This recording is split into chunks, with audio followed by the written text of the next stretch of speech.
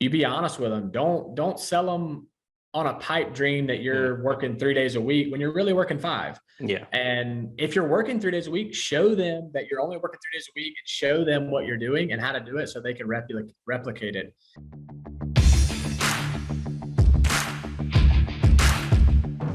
Hey, what's up, everybody? Thanks for joining me today. I'm super excited for the guest we have on. We have the owner of Real Senior Management, Mr. Zach Mckenzie. And Zach, this guy has done some amazing things in the industry. So he's actually just been in the business for only 3 years. This is a short amount of time. And in that time, he's actually grown his brokerage where he now has multiple call centers, and he also works with downline agency partners. And this is a guy who came from in his past industry working as a trooper for the Georgia State Patrol. This is a huge shift, Zach. So thanks for being on our podcast today. Oh, I appreciate you having me, man. It's going to be a blast. How did you make that shift? Like, who introduced you to the insurance industry to kind of convince you to make that step? So a little bit of my backstory is I was with the State Patrol ever since I was 19 years old. And you know, I was there for about 5 years, five and a half years, up until I was about 24, 25. And I enjoyed it. It was awesome, exciting, adrenaline rushes all the time. I was helping the community. I did anything from just a regular standard day to I was on the SWAT team. I guarded. I even helped on a task force that helped guard the governor and the executive security. It was awesome. It was great. But, you know, I met my wife back then. We were just dating, and we had serious conversations about getting married and having a family. And I knew that the lifestyle I wanted to provide them, the State Patrol just wasn't going to give me any satisfaction there. I was working weekends. I was working nights. I'd work 8-hour shift, be off 8-hour shift, and go back for another 8-hour shift. It was just insane, the work-life balance, and I wasn't satisfied. So I actually had some guys in the life insurance business that I knew, some buddies, reached out to them about a year before I left the State Patrol. And it just sounded too good to be true, if I'm being honest. It's just, they go out, work 3 days a week, 3 or 4 days a week, sit down with folks and make the money they were making. I'm like, man, y'all have to be scamming somebody. Y'all have to be doing something, because this can't be legit. And so I picked up all the, sorry, hold on. No worries. I picked up all the night shifts and started running with those guys, seeing what it was about. And I told myself after about 2 days with them, I was like, oh man, this is not a scam. They're legitimately helping people. And I could do this. I knew I could do this. So I picked up all the night shifts at the State Patrol, started working insurance during the day. After about 30 days, I left the State Patrol, been doing insurance ever since. Nice, man. So, I mean, the element of danger that you had to basically put yourself in harm's way daily, did that kind of factor in as well when you were trying to make a decision to do something different? Oh, 100%. It was the work-life balance, the element of danger. I mean, the element of danger was part of the reason I was there. It was kind of sounds like you're adrenaline behind that. I was always the guy that was trying to find somebody that was doing bad and make sure we got those guys, because I think that's what the police should do. But I miss it. I miss the camaraderie of the team that I had there. I miss the people, but I really enjoy what I'm doing now and the growth that we're experiencing and the team I'm developing on the insurance side. Yeah, and I think that, correct me if I'm wrong, but it seems that in your previous career, there was a lot of discipline that came from being in that arena every day in the SWAT team. Because being that we've met in person a few times, and you're incredibly fit. And I hear you all the time, like even when we're traveling and we're going to events, you're like, all right, I'm going to get up at 4 a.m. or whatever to go running, and go doing all this crazy stuff, like stuff that I would never do, but I'm sure that's because of that discipline that's been instilled in you from that career, probably has bled over into insurance, which, man, discipline is the number one key to success in insurance. It really is. Yeah. It's going to be that constant discipline. So I want to talk a little bit about your growth, because again, you've only been in the industry 3 years, but in that time, you're one of those cats that you have made a huge splash in the insurance industry. Your growth has been phenomenal, but you're not very loud on social media, right? So a lot of people don't realize how large you've been unless they're paying attention to the leaderboards. But I want to talk a little bit about what it took for you to do that. How did you scale so quickly? Because there's a lot of people who want to do what you do and have no clue how to even start. Yeah. Well, first off, thank you for the kind words. I appreciate that. We have scaled a ton, and me and my business partner, Keith Rill, partnered March will be 2 years full. And we've been in the Medicare space, and we've really, taken a platform that we both have lived our lives on. And it's just treating people the way that we want to be treated, the way the good book says we should, being good on our word. If we say we're going to do something, we're going to do what we said we're going to do. If we said we are not going to do something, we're not going to do it. And that's just how it is. And I think people see that we're genuine in saying that, even though sometimes we can come across as, what have you. We're not on social media a ton, honestly, because I don't have the time. I would love to be. I'd love to have a marketer, but everybody looks at social media and thinks that there's 1, 2, 3 big players, and there's so many bigger whales that are out there that don't even know what Facebook is or have no interest in being there. And that's kind of just what we've been doing. We've been putting our nose to the ground, going to work, doing what we say we'll do. And people just flock to that, and they see the genuineness and care that we have for our business and our people in our business. And that's really what we've stood by.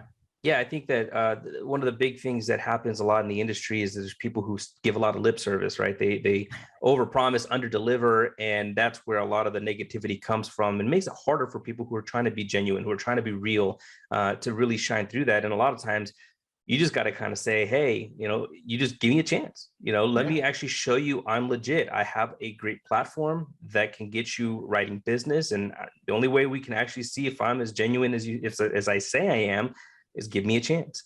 So I think a lot of people have taken that leap with you and found success, because I've heard nothing but great things from your agency. And, it only shows because, as you say, you back what you say, right? You keep your word, and you guys have a great system. So right now, you guys mainly like to focus on what niche specifically? We mainly focus on the Medicare Advantage space. Just because my background from the State Patrol, the reason I joined the State Patrol is I wanted to help people. I have a helping heart. And when I left that transition from the patrol to insurance, I wanted to keep that helping mindset.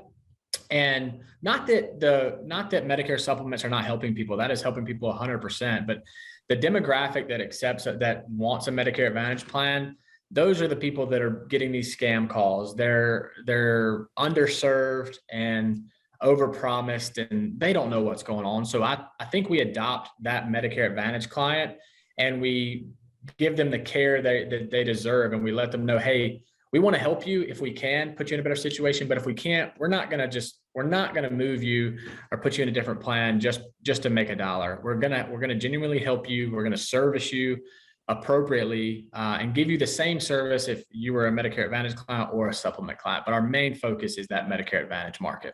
Yeah. And do you focus a lot in the dual eligible market, the people who have Medicare and Medicaid? We have a lot of focus there.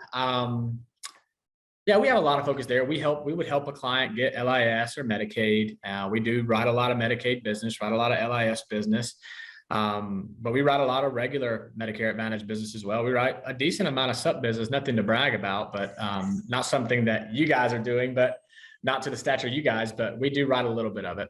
Yeah. Well, no, at the end of the day, though, they're all Medicare beneficiaries. And as you mentioned, the biggest thing that you can tell there is a difference between the demographic that normally buys a supplement versus one that gets an Advantage plan, especially if you're in the dual market.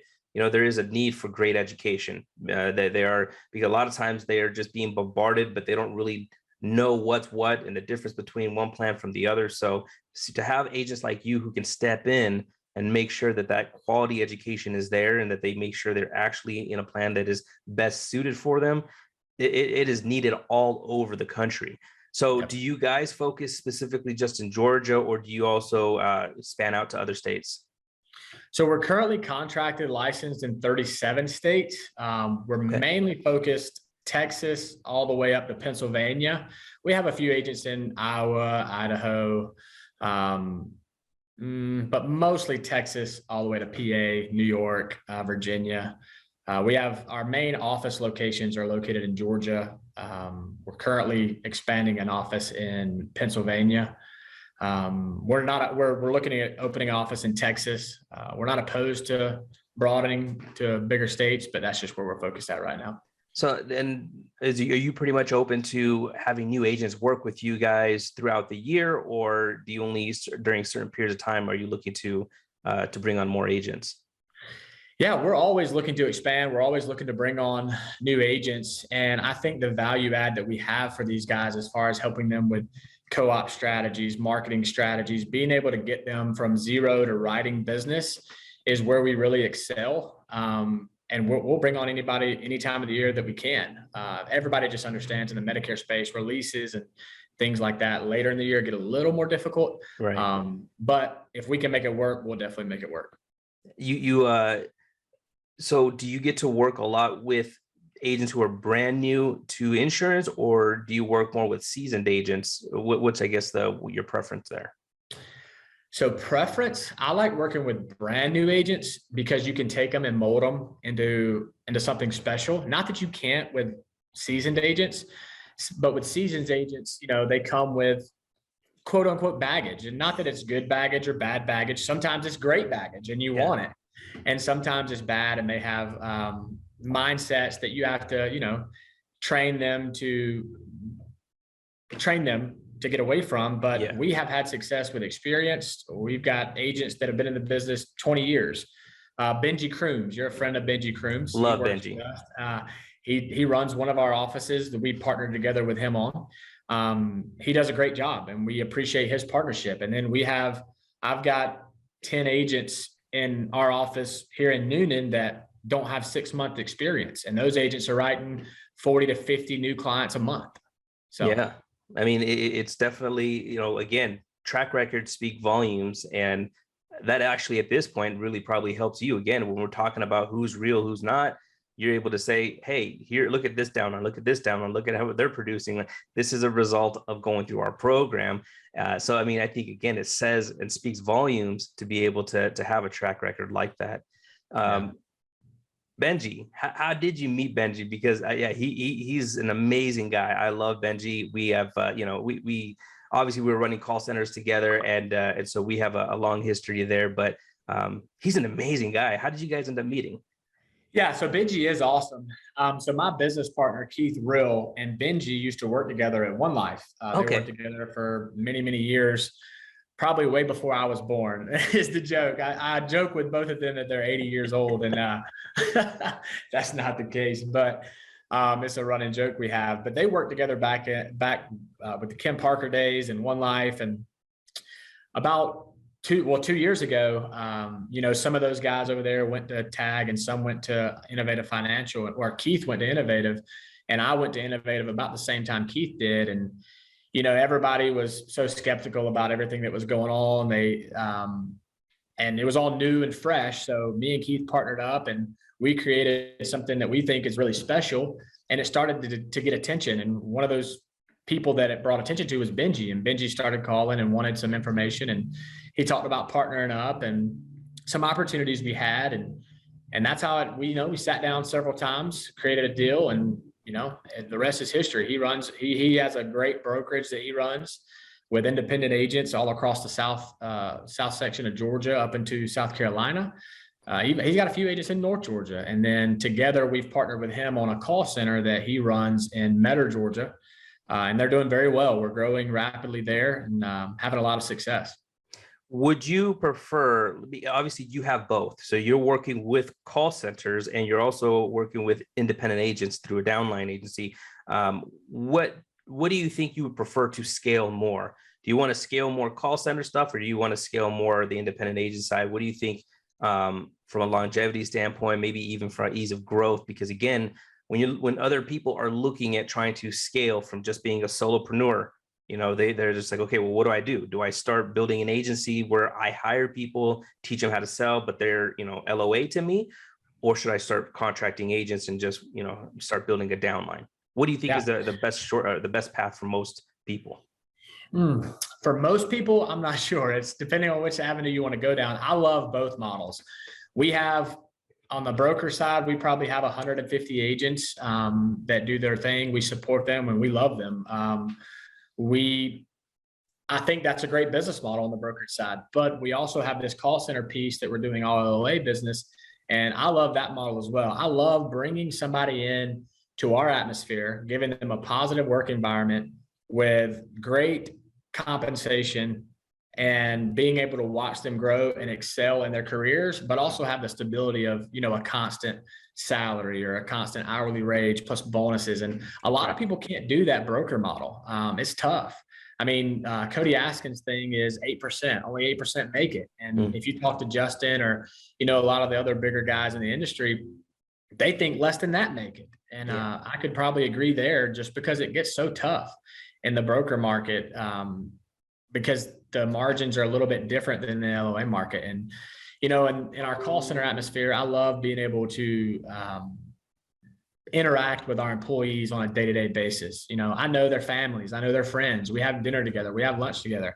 If I'm in the office or in one of our offices, I try to have lunch with the guys, no matter if they're eating what they brought from home or if they're eating out. I try to have lunch with them every day, just to build that camaraderie, just because it's something I value. I valued when I was with the State Patrol, and I value with our broker team, and I value with our LO team. And I know that's important to them as well. Well, let's say that I'm a brand new agent, just got my license, and I'm looking to get into the business.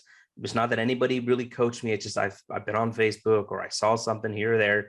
I decided to get my license. Would you say that most should probably start in an LOA setting versus just going independent directly? Traditionally, I would, just because statistically proven, if you're LOA, no matter which firm you're with or brokerage you're with or contract house you're with, they're going to give you more attention because the spreads are different, like we discussed. Now, with us, I think we have a good track record of bringing a broker in. We've actually had 2 this year. They failed. Last year or 2 years ago was their first year in the business. They failed. They were going to work at CVS, and one was going to work somewhere. I don't even know where he was going to work. And I just told him, hey, plug into us. And they're on the brokerage side. They're in Ohio. And I said, I think we could bring a lot of value and have you be successful. And they plugged in and they were successful. But on the broker side, both parties have to engage an equal amount. On the LOA side, it's more of a management kind of, hey, we're going to lead you where we want you to go. Right. 100%. So the setup is just a little different in the beginning and on a day-to-day. Oh, okay. But yeah, and I mean, it's definitely, but there's huge opportunity in both. I think people have to be introspective and be honest with themselves to understand, hey, maybe right now I don't have the discipline to be independent, where, because again, being independent means you really don't answer to anybody. You just have to set your own schedule, make sure you're diligent, make sure you're consistent. LOA side, it is more like an employee situation. So, you have to report somewhere, you have to work a certain amount of hours, work those leads, follow the path. And so I always believe that the majority of people aren't really built yet, like right off the bat, to be independent. They don't have the discipline. And so I think they should start in LOA positions a lot of times, just so that they can garner that discipline while still making a living, while still getting some immediate wins, because most people they're going to get wins faster on the LOA side than on the independent, right? 100%. In terms of being able to see a change in their income, a change in their lifestyle. So I've always been a big proponent for that, because if you're hooked up with the right agency like yourself, like there's a lot of huge opportunity to get your footing correct, so that you can then transition. Because I'm sure you probably have a program set up that your LOAs, if any of them want to go independent, that you can help them go independent as long as they're in your hierarchy, right? Yep, 100%. And I think the LOA model in this industry gets a bad rap. But I mean, look at Justin Brock's model. Look at our model. We have several guys in the next 3 years that'll be making over 6 figures. And I know several brokers that have been in this game 5 years, not making 60 grand a year. I think the LOA model gets a bad rap because people don't own the business, or they're not a business owner, an entrepreneur. And like you said, I agree with you. Not everybody's meant to be a business owner. Not everybody's meant to be an entrepreneur and make the decisions that it takes to be made. But everybody does deserve a shot at making 6 figures, no matter if it's an LOA model, broker model, or they're working down at Kroger or whatever. Yeah. They deserve opportunity for growth, definitely. So what would you say are like give me like 3 steps for those who want to be like Zach Mckenzie and who want to have this kind of growth, over the next 3 years. What are 3 major steps that you took to ensure this type of growth and success? What would you say are like 3 major things? So 3 major things. I think first, you got to do it yourself. I think first you have to be the big producer, the big individual producer. If you look at everybody in the industry that runs big organizations, they all started out by themselves doing what they're asking other people to do and doing it at an extremely high level. And I did that in the life space. I did it in the Medicare space. And when you do that, you're going to attract attention of other people bigger than you in the industry. Those other people are going to give you advice. They're going to possibly want to partner. You're going to create relationships that's going to grow into bigger and better things. And you're going to start getting attention of people that want to, like you said, do what you do. And then you just show them. You be honest with them. Don't sell them on a pipe dream that you're working 3 days a week when you're really working 5. Yeah. And if you're working 3 days a week, show them that you're only working 3 days a week and show them what you're doing and how to do it so they can replicate it. And then, I mean, just always be good on your word.